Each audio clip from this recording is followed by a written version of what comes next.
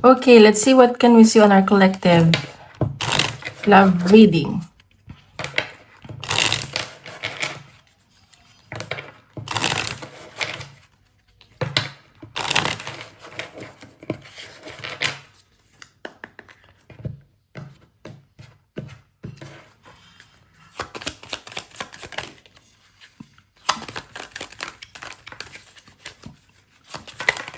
Oops.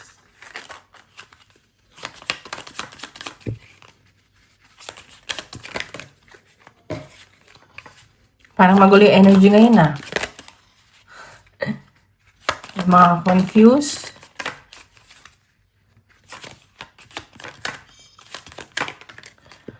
Okay. Ayan. So, sa ngayon nakikita ko, iba sa inyo, nag-heal, nasa healing stage. Gusto lang mapag-isa, mga nalulungkot, hinihil nyo yung mga nangyari sa inyo sa past. Ayan. Gusto nyo mag-travel, gusto nyo magpagkalayo-layo, or LDR kayo ng person nyo. Ayan o, may mga nagme-meditate dito. Ayan. So, tingnan pa natin. Yan ang energy ngayon. Healing. Nag-healing ang mga collective. May mga nasasaktan.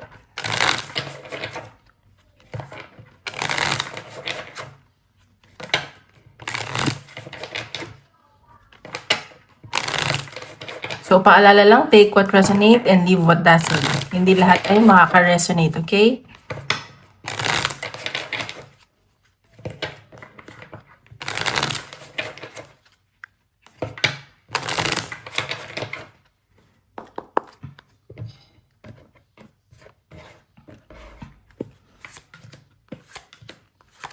Oh my God. So, yung iba dito, may mga na-involve sa third party. May mga niloko, naloko. Ayan, siguro may mga kadil kayo na single parents. Or kung hindi naman, yung third party dito, not necessarily romantic. Yung iba sa inyo romantic, but yung iba, mga kamag-anak, ganun. Ayan no. Namimiss kayo ng person nyo or siya yung namimiss nyo. Siguro may pamilya kayo. May pamilya talaga involved. And sa nakikita ko may bagong taong paparating sa inyo. Medyo natagalan kayo sa paghihintay, ganyan. And sa nakikita ko, focus kayo sa kaperahan. 222, ayan no, lucky number, 222. Tignan nyo kung anong meaning yan. And baka yun yung sign para sa inyo.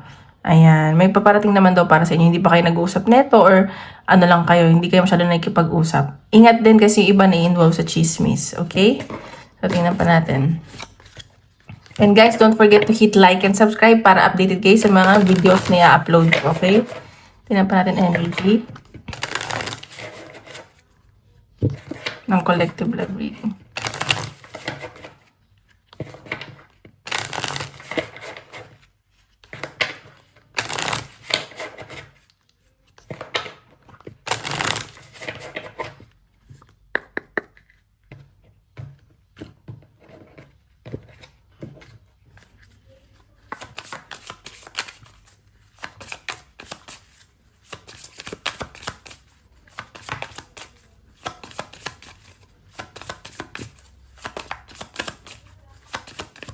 Oops. Okay, so yung iba, may mga pag-travel. At nakikita ko yung iba siguro nag-aayos ng documents and baka LDR kayo ng person nyo. Nag-aayos kayo ng papeles, may mga inaayos kayo, may mga movement na magaganap, may mga relocation. Ayan, may mga travel, may mga, siguro magkalayo ka person mo. Ano ba natin? Collective reading.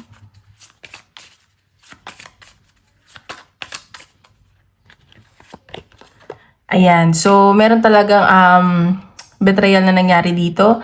At sa nakikita ko dahil to sa isang babae or lalaki, mas bata sa kanya, medyo flirtatious yung nasa-sense ko. And sa nakikita ko, may ano talaga eh, parang siniseduce yung person mo, sineduce yung person mo, ganun. Tingnan natin. Parang na ano yung person mo nadala dahil nasa malayo siya, ganun. Tingnan pa natin. Energy ng collective. Ayan, no? So, na-depress ka dito and may ending talaga nangyari sa inyo ng person mo. And sa ngayon, nagpo-focus ka sa kaperahan. And huwag ka mag-alala kasi itong nangyari sa'yo, transformation to. Ayan. So, medyo nag-aalala ka, nag-worry ka. And sa nakikita ko, itong person mo nag-explore pa kasi. And ayaw niya masyadong makipag-usap, confused tong taong to. And parang tahimik lang tong taong to. Parang ang dami pang uncertainties, ang dami niyang worry, ang dami ng doubt. Siguro, ayan, nasa stage pa siya ng nag-explore, ganun. So, tingnan pa natin. Energy ng person mo. Ay, energy ng person. Ng collective niyo.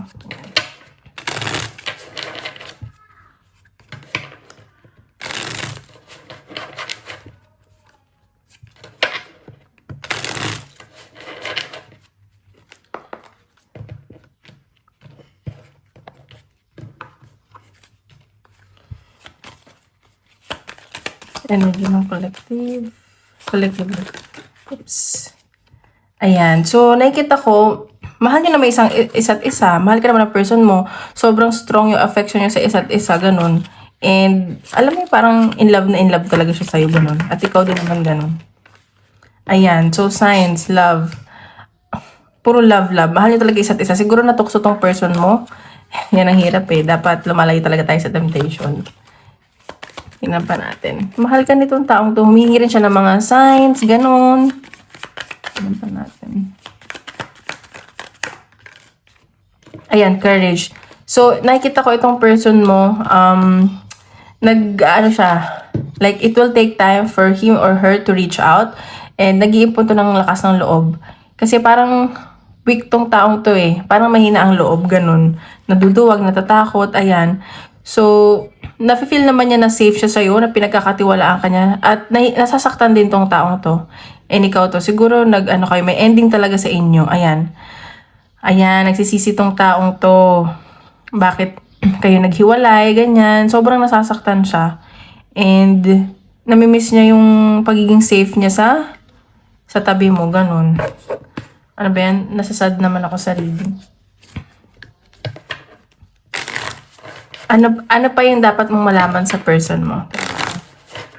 Ano ang dapat mong malaman sa person mo? Ano ang dapat mong malaman sa person mo?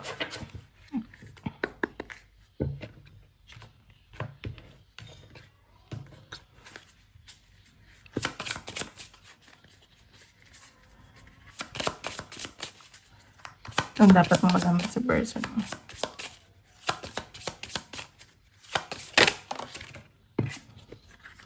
Fire sign. O, ayan. So, baka kadil mo Aries, Leo, Sagittarius. Baka fire sign yan. O, isa siya sa big 4 niya. Ay, big 4. Big 3. Sa natal chart.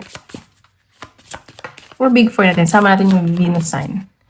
Ano ba dapat mo laman sa person mo?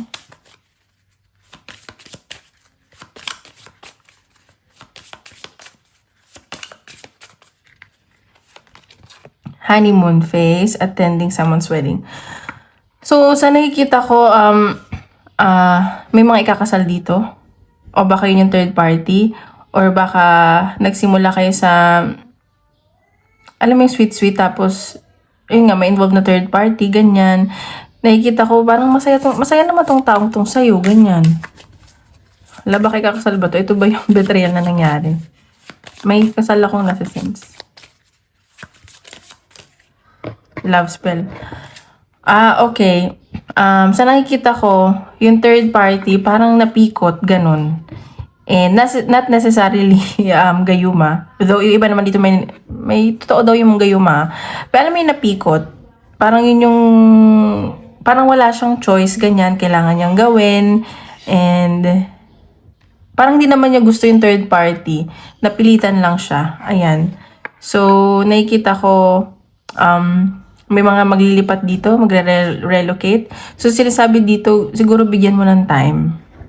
Kasi kung para kayo sa isa't isa, kayo talaga. Kung hindi, edi hindi. Ganyan. Parang kinikilabutan ako guys sa reading. Bakit ganun?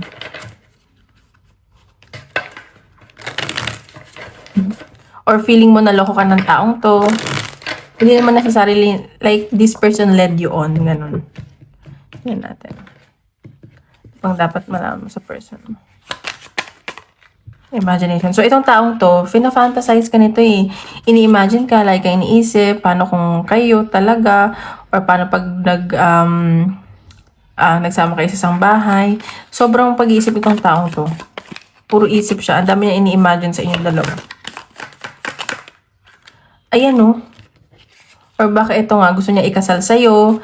And sa nakikita ko, mahal ka naman itong taong to, in love ko sa'yo eh. Bakit naman kasi? Yun nga, baka nga may napikot, ganun. Robbery. So, sa, siguro, na-feel ko nakukonsensya to sa'yo. And, like, nakukonsensya siya sa mga, nagawa niya. And, nakikita ko medyo, parang nag-i-unfair siya sa'yo, ganyan. And, parang tinitignan ka lang niya, iniisip-isip, ayan. So, baka may makipag-usap to sa'yo, may assurance na mangyari, or may sasabihin siyang confirmation, ganun. Ayan o, inaalala niya yung mga memories niyo together from the past. And baka nga mag-reunite kayo. And parang ano ka, tatanggi ka, ganun. Parang maglalagay ka ng boundaries. Ayun o, magsusorry to sa'yo, nagigilty to, ganyan. Nasasad naman ako. So, tingnan natin, ano yung nararamdaman niya. Ilagay lang natin kasi ang dami ng cards. Wait lang.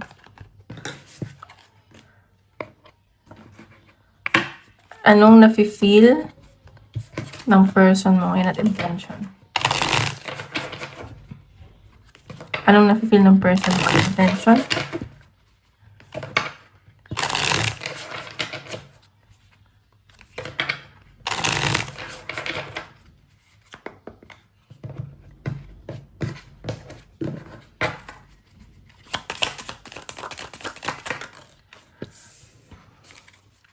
Mahal ka nitong taong to at nababaitan siya sa'yo and hinihil mo daw, nahihil siya sa feeling mo, ganun.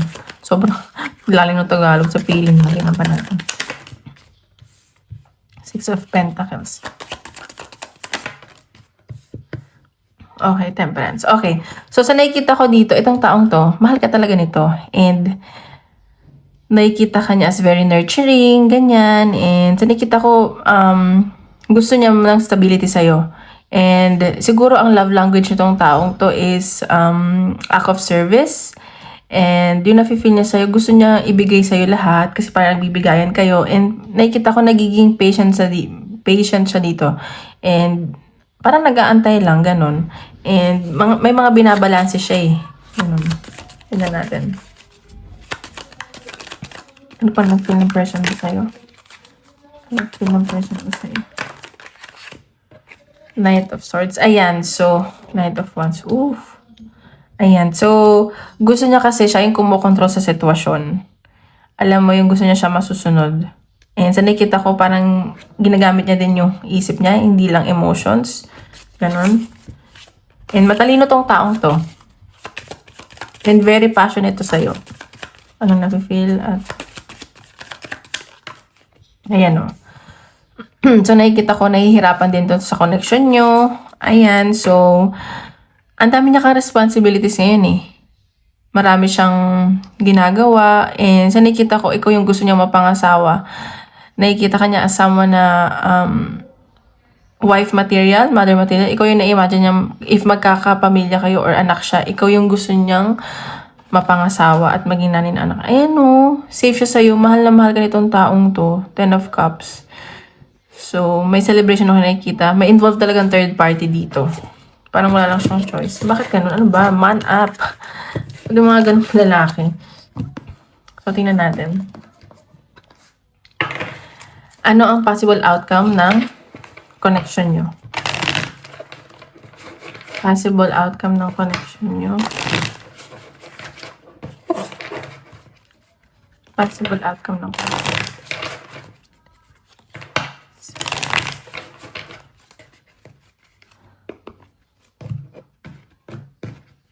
Possible outcome ng connection nyo.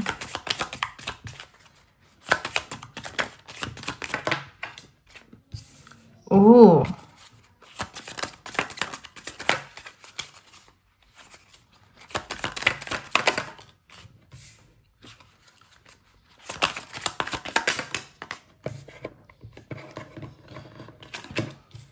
Oh my gosh.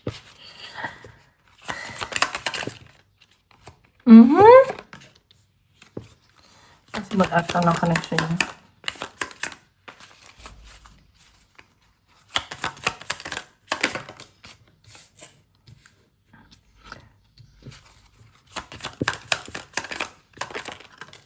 Oh, nakakatuwa naman. Ayan. So, possible outcome. Sa nakikita ko dito, pagtatrabahuhan nyo to. And, may onting challenges, pero sa nakikita ko, mahal nyo talaga isa't isa. Pang long term to. Long term yung connection nyo. At nakikita ko, may collaboration. So, baka mag-usap kayo, may partnership din. And may new beginning ako nakikita na para sa inyong dalawa. Ay, nakakatuwa naman. Ayan. So, ayun, may mag-offer sa'yo. Pero, unti-unti to. Hindi to yung biglaan. And isa sa inyo parang magiging controlling or authoritative. So, ayun yung nakikita kong outcome. May new beginning. Pang long term to. So, siguro, divine timing na lang lahat. Alam mo yun.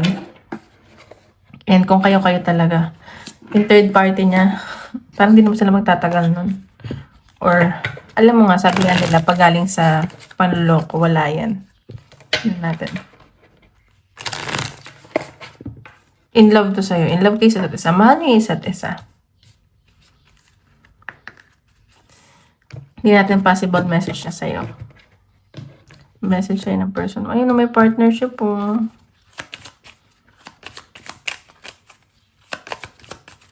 Feeling ko nagkakaintindihan ka ng person.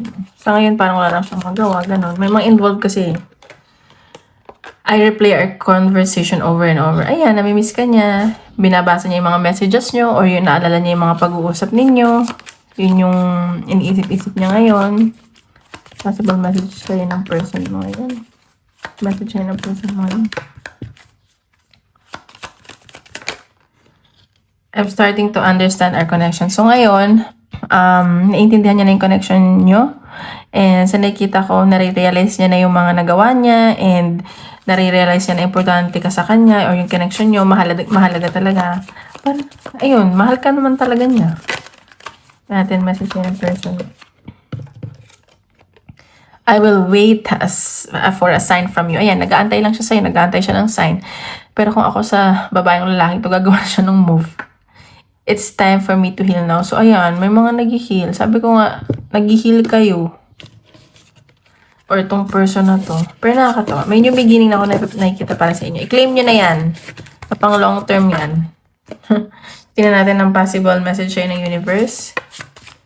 Possible message sa'yo ng universe. There is rapid movement. So, antay ka lang baka may bigla ang mangyari. May changes na mangyari sa connection nyo. And, mabilis lang to. Nothing is set in stone. So, ayan. So, hindi naman, kunwari may third party siya, is forever na siya dun. Alam mo yun. Energy changes kasi talaga eh. There are too many obstacles and blockages. May mga complicated pa daw siguro ngayon. And nakikita ko may mga blockages and challenges pa sa connection nyo. Ang hirap naman ito. So, tingnan natin. Message ni universe. Message ni universe.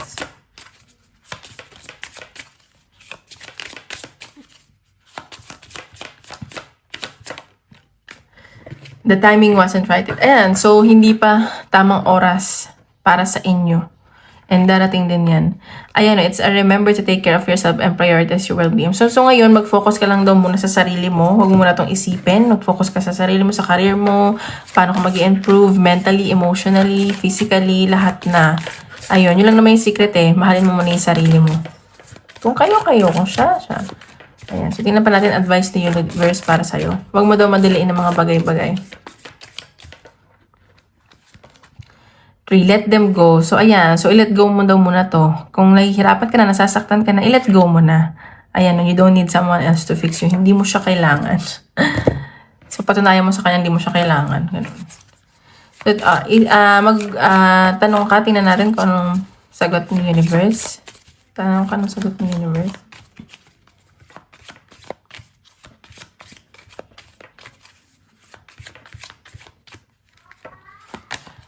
Within the next few weeks. So, ayan, within the next few weeks. So, ayan lang guys. Maraming salamat po. Don't forget to hit like and subscribe.